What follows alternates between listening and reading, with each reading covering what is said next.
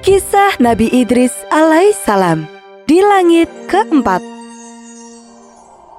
1000 tahun setelah Nabi Adam wafat, bumi terbagi menjadi 4 wilayah besar dan manusia berbicara dalam 72 bahasa. Sungguh luar biasa, anak cucu Nabi Adam telah tersebar ke seluruh penjuru bumi. Pada masa inilah Nabi Idris hidup. Beliau lahir di kota Manaf, Mesir, dan diangkat sebagai nabi sekaligus Rasul Allah untuk kaum Bani Qabil. Iblis benar-benar menepati sumpahnya untuk menggoda anak cucu Nabi Adam. Sebagian besar manusia telah lupa pada ajaran Nabi Adam. Mereka tidak lagi menyembah Allah SWT dan berganti menyembah kepada api, menganggap api sebagai dewa yang menjaga mereka. Suatu ketika, Allah memberikan ujian berupa kemarau panjang. Hujan yang tak kunjung turun membuat tanah mengering. Gagal panen terjadi di mana-mana. Hewan ternak juga banyak yang mati karena kekurangan air minum. Aduh, kalau begini terus aku bisa rugi. Keluh salah satu orang. Sesaat kemudian, orang-orang mulai gaduh dan saling mengeluh. Tidak ada yang bisa mengatasi kesulitan itu. Mari kita berdoa kepada Dewa Api, meminta perlindungan. Teriak salah satu orang. Ajakan itu pun disambut oleh seluruh warga. Mereka berbondong-bondong menyembah kepada Dewa Api dan meminta agar segera diturunkan hujan.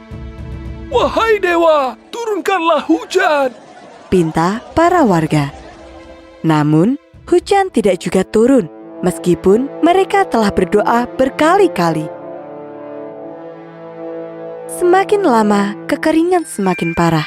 Nabi Idris pun mengajak kaumnya untuk berdoa dan memohon kepada Allah Subhanahu wa Ta'ala. Alhamdulillah, Allah mengabulkan doa Nabi Idris. Hujan pun turun dengan lebat, membasahi tanah-tanah yang kering. Sungai kembali terisi, pertanian kembali subur, dan tanah kembali menghijau. Sungguh Allah Maha Besar. Dalam kesehariannya, Nabi Idris selalu berhati-hati dalam berbicara, pendiam, berwibawa, dan sangat suka belajar. Allah memberikan karunia ilmu yang sangat luas kepada Nabi Idris. Ini adalah mukjizat yang diberikan kepada Nabi Idris. Beliau menjadi orang pertama yang memahami ilmu tafsir, hukum, serta ilmu astronomi. Subhanallah.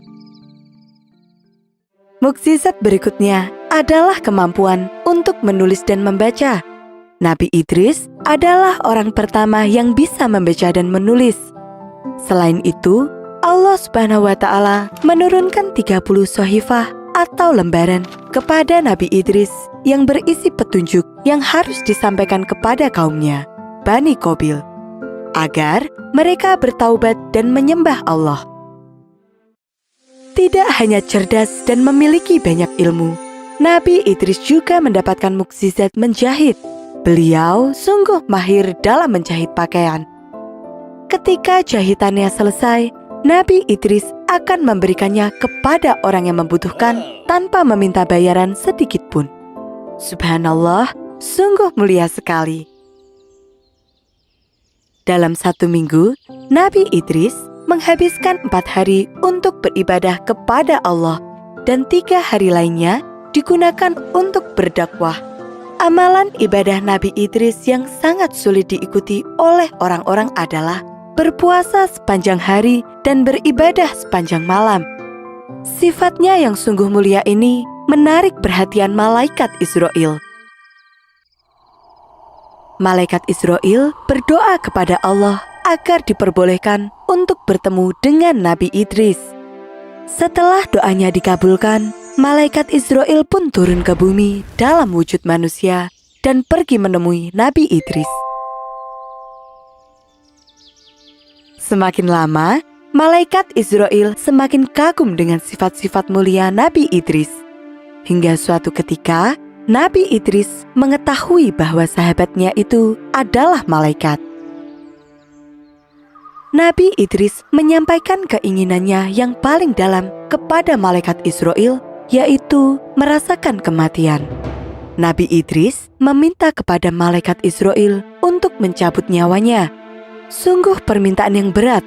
Malaikat Israel tidak bisa mengabulkan permintaan itu begitu saja, karena semua hal yang dilakukannya harus mendapatkan izin dari Allah. Nabi Idris pun memohon kepada Allah untuk mengabulkan keinginannya itu, dan Allah mengabulkannya. Ketika Nabi Idris sedang terbaring dalam tidurnya, malaikat Israel datang dan mencabut nyawa Nabi Idris. Melihat Nabi Idris meninggal dunia, malaikat Israel pun memohon kepada Allah untuk menghidupkannya kembali. Subhanallah, Allah menghidupkan kembali Nabi Idris. Setelah merasakan sakit yang luar biasa ketika nyawanya dicabut, Nabi Idris pun semakin tekun dalam beribadah. Namun, rasa ingin tahu dalam diri Nabi Idris sungguh besar. Pada kesempatan lainnya, Nabi Idris memohon kepada malaikat Israel untuk membawanya melihat surga dan neraka. Dan Allah mengabulkan permintaan Nabi Idris ini. Malaikat Israel mengajak Nabi Idris terbang menembus langit. Ketika sampai di dekat neraka, Nabi Idris melihat penjaga pintu neraka yang begitu menyeramkan. Tidak pernah terbayangkan sebelumnya betapa menakutkannya neraka itu.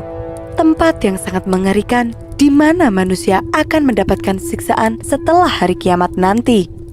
Nabi Idris pun pingsan karena tidak sanggup menyaksikannya. Setelah itu, malaikat Israel mengajak Nabi Idris mengunjungi surga. Di sana, Nabi Idris disambut oleh penjaga surga yang rupawan. Nabi Idris hampir saja pingsan lagi ketika melihat surga yang begitu indah. Subhanallah, surga tampak begitu menakjubkan. Mata air di sana sangat jernih. Ada sungai yang mengalirkan susu, madu, dan anggur. Ketika waktunya telah tiba, malaikat Israel memanggil Nabi Idris untuk mengantar pulang ke bumi. Namun, Nabi Idris merasa enggan meninggalkan surga yang begitu indah. Beliau pun berdoa kepada Allah untuk diizinkan tinggal di surga selamanya.